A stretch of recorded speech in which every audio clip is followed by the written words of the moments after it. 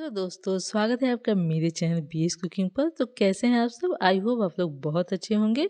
तो आज का जो किचन टिप्स है वो बहुत ही खास है, बहुत यूजफुल है। तो इसे ज़रूर देखिएगा और अगर आज का वीडियो आपको ज़रा सा भी यूजफुल लगे तो लाइक कीजिएगा और ज़्यादा से ज़्यादा शेयर कीजिएगा और चैनल पर नए हैं तो सब्सक्राइब भी कर लीजिएगा।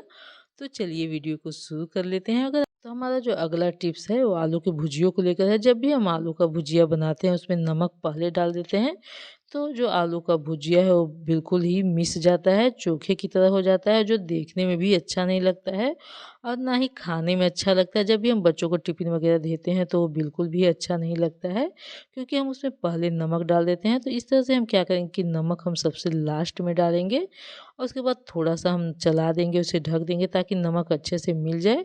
तो इस तरह से जब भी हम आलू का भुजिया बनाएँगे तो बहुत अच्छे से खिला-खिला बनेगा, बिल्कुल भी नहीं टूटेगा। तो यहाँ पे आप देख सकते हैं फ्रेंड, कितना खिला-खिला आलू का भुजिया बना है। तो यहाँ पे अगला टिप्स है बर्तनों को लेकर। सर्दियों के दिनों में जब भी हम बर्तन धोते हैं तो जब बर्तन सूख जाता है तो उस पर एक साबुन की परत सी लग जाती है सफ़ेद-सफ़ेद।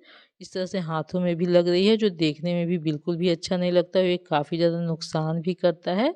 साबुन की परत जो रहती है वो अच्छे से नहीं छूटती है। तो यहाँ पे आप देख सकते हैं पूरा जो बर्तन है सफ़ेद-सफ़ेद लग रहा है। साबुन के निशान अच्छे से नहीं छूटे हैं। तो सबसे पहले हम क्या करेंगे कि बर्तनों को हम जैसे माँजते हैं वैसे ही हम इसे माँज लेंगे। तो जितने भी बर्तन हैं सारे बर्तन को हम माँज लेंगे अच्छे से। आप चाहे साबुन का इस्तेमाल करती हूँ या डिश वॉश का, जिसका भी इस्तेमाल करती हूँ उससे आप बर्तनों को अच्छे से माँज लीजिए। यहाँ पे मैंने सारे बर्तनों को माँज लिया है। अब यहाँ पे हम कोई भी एक पुराना मोजा लेंगे और उसे हाथों में इस तरह से पहन लेंगे। उसके बाद जितने भी हमने बर्तन माँज कर रखे हैं उसे हम धो लेंगे रगड़-रगड़ कर।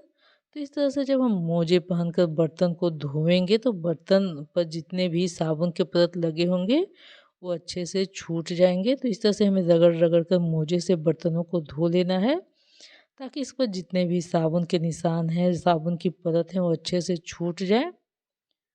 तो सारे बर्तनों को हम इसी तरह से धो लेंगे। तो यहाँ पे मैंने सारे बर्तनों को धो लिया है। अब जो मोजा है उसे भी हम रख देंगे धोकर, ताकि अगली बार भी हम इसका इस्तेमाल कर सकें। तो इस तरह से जब भी हम बर्तन धोएंगे तो बर्तन के जितने भी साबुन के निशान हैं, साबुन की परत है वो अच्छे से छूट जाते हैं। तो यहाँ पे जो देख सकते हैं फ्रेंड, जो थाली है कितना अच्छा से साफ़ हो गया है। और जब हम किचन सिंक में बर्तन वगैरह धोते हैं उसे ऐसे ही छोड़ देते हैं तो उसमें काफ़ी ज़्यादा कीड़े मकोड़े बनने लगते हैं और काफ़ी चिकना हो जाता है, उसका पाइप भी काफ़ी ज़्यादा गंदा हो जाता है। तो हम क्या करेंगे कि गर्म पानी लेंगे। तो यहाँ पे मैंने गैस पे गर्म पानी को रख लिया है और उसमें हम एक्सपायरी जो दवा होती है उसे डाल देंगे। तो यहाँ पे मैंने 3 से 4 टिकिया इसमें डाल दे दे रही हूँ और उसे अच्छे से चला दूँगी। और इस पानी का इस्तेमाल हम किचन सिंक को करेंगे। जब भी हम बर्तन धोते इस तरह से गर्म पानी किचन सिंक में डाल देंगे, जिससे किचन सिंक की जितनी भी चिकनाई है वो भी निकल जाएगी और पाइप में जितनी भी गंदगी लगी होगी वो भी सारी निकल जाएगी, जिससे कीड़े मकोड़े नहीं बनेंगे और ना ही किचन सिंक से बदबू आएगी और ना ही कीड़े मकोड़े मारने का हमें पाप लगेगा।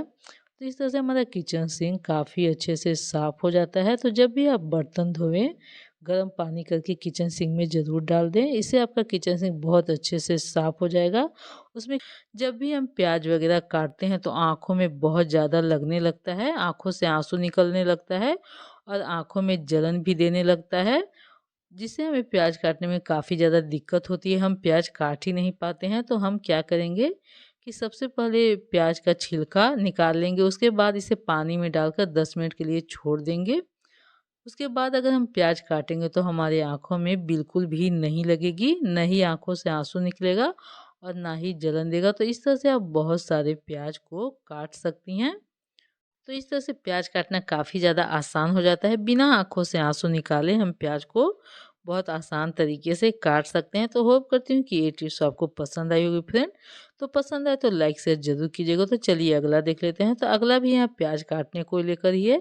कभी-कभी हमें बिरयानी वगैरह बनानी होती है, हमें बहुत बारीक प्याज की ज़रूरत रहती है जो चाकू से नहीं कटता है। तो हम यहाँ पे पीलर लेंगे और उससे प्याज काटेंगे।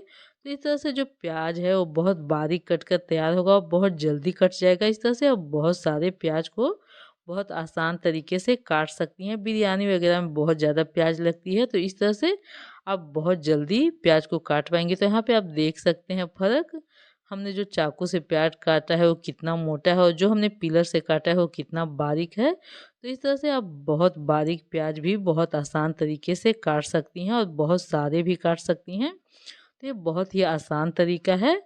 तो प्याज के जो मोटे वाले छिलके होते हैं उसे भी हम फेंकेंगे नहीं, उसका भी हम आज यूज करेंगे। तो यहाँ पे मैंने प्याज के जो मोटे छिलके हैं उन्हें निकाल लिया है। उसके बाद हम एक सेफ्टी पिन लेंगे और जो मोटे वाले छिलके हैं उसे इस तरह से सेफ्टी पिन में हमें फंसा देना है।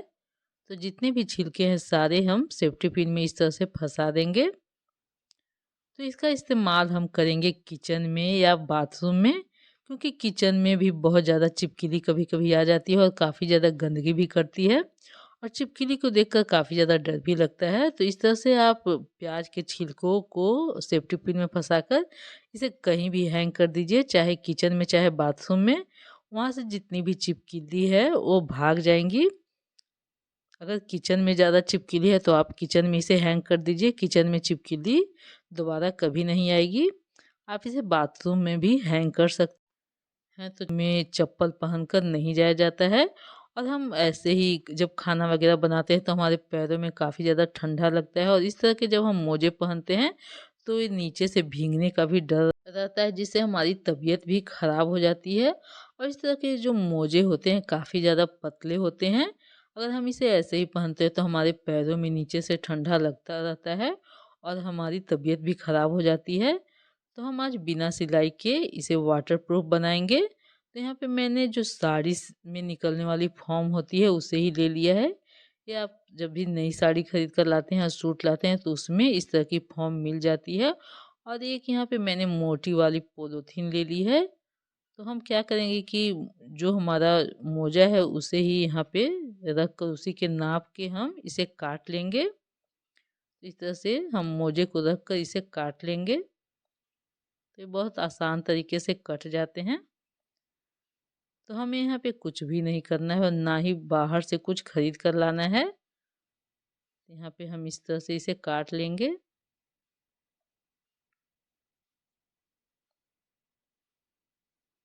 तो दोनों पैरों को हमें इसी तरह से काट लेना है। तो इस तरह से आप देख सकते हैं कि मैंने पॉलीथीन और फॉर्म दोनों को काट लिया है। अब हम इसे चिपका लेंगे। तो यहाँ पे आप चिपकाने के लिए ग्लू गन या किसी भी फेविकॉल वगैरह का इस्तेमाल कर सकती हैं। तो यहाँ पे मैंने इसे चिपका लिया है। तो इसे हमें अच्छे से चिपका लेना है कि जो पॉलीथीन है वो निकले नहीं। तो चलिए अब इसे मोजे में पहना देते हैं। तो यहाँ पे मोजे में हमें इस तरह से डाल देना है। तो इस तरह से जो फॉर्म है वो काफ़ी ज़्यादा गर्म रखता है पैर को। नीचे से ये काफ़ी ज़्यादा गर्म रखेगा। इसे पहनकर आप खाना भी बना सकती हैं और इसे पहनकर आप पूजा भी कर सकती हैं। आपके पैरों में बिल्कुल भी ठंडा नहीं लगेगा और ना ही ये भीगेगा, क्योंकि हमने इसमें पॉलीथीन भी चिपकाया है, इसीलिए भीगेगा भी नहीं। किचन वगैरह में जब भी हम खाना वगैरह बनाते हैं तो हल्का फुल्का पानी भी गिरा रहता है। तो इस तरह से जो मोजे हैं वो भीगेंगे भी नहीं और आपके पैरों में ठंडा भी नहीं लगेगा। तो इस तरह से मैंने इसे दोनों में पहना लिया है। तो यहाँ पे आप देख सकते हैं हमारा जो मोजा है बिल्कुल जूते की तरह बनकर तैयार हो गया है। तो इसे आप पैरों में पहन लीजिए, आपके पैरों में बिल्कुल भी ठंडा नहीं लगेगा और इस तरह से आप बहुत सारे काम भी कर सकती हैं। इसे पहनकर आपको चप्पल पहनने की भी ज़रूरत नहीं पड़ेगी और आपका जो पैर है वो ठंडा भी नहीं होगा, अंदर से इसमें गर्माहट बनी रहेगी और ना ही ये भीगेंगे। तो ये जो हमारा मोजा है बिल्कुल जूते की तरह लग रहा है और ये देखने में भी काफ़ी ज़्यादा सुंदर लगता है फ्रेंड। तो इस तरह से आप बिना सिलाई के इस तरह के मोजे आप घर में तैयार कर सकती हैं। तो इसे पहनकर आप पूजा भी कर सकती हैं, खाना भी बना सकती हैं और पानी में भी अगर ये भीग भी जाएंगे तो ये सूख भी जाएंगे बहुत जल्दी, क्योंकि इसमें हमने फोम का इस्तेमाल किया है और जो हमारा मोजा है वो पतला भी है, तो ये सूख भी जाते हैं बहुत जल्दी।